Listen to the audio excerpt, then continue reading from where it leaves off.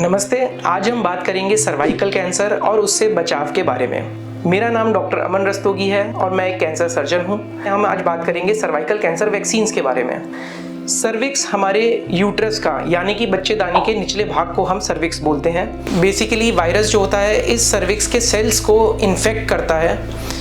आमतौर पे ये महिलाओं में सर्वाइकल कैंसर मोस्ट कॉमनली हमारे देश में पाया जाता है क्योंकि ये सेक्सुअल कांटेक्ट से फैलता है। तो जनरली ये यंग एज में जब अनप्रोटेक्टेड सेक्सुअल कांटेक्ट होता है तो उस दौरान ये पाया जाता है। सबसे इम्पॉर्टेंट बात ये है कि सब फीमेल्स में ये कैंसर कॉजिंग नहीं होता है। बहुत ही कुछ केसेस में जिनकी इम्यूनिटी कम होती है उन केसेस के अंदर ये जनरली इन्फेक्शन कॉज करके सर्विक्स के सेल्स को कैंसर के सेल्स में तब्दील कर देता है। अब सवाल ये उठता है कि इसका बचाव कैसे किया जाए। सर्वाइकल कैंसर जैसे कि मैंने बताया कि एक वायरस के कारण होता है और इस वायरस के अगेंस्ट हमारे यहाँ आज वैक्सीन्स अवेलेबल हैं और ये ऐसी वैक्सीन्स हैं जो WHO और हमारी सरकार गवर्नमेंट ऑफ इंडिया भी रिकमेंड करती है। आइडियल एज इन वैक्सीन्स को लेने का है 9 to 14 ईयर्स ऑफ एज, जिसमें 2 डोजेज लगती हैं और ये वो पीरियड होता है जब फीमेल जो होती है अपने सेक्सुअल टाइम पीरियड से या प्यूबर्टी से जस्ट पहले के पीरियड में होती हैं and there is no sexual contact till that period.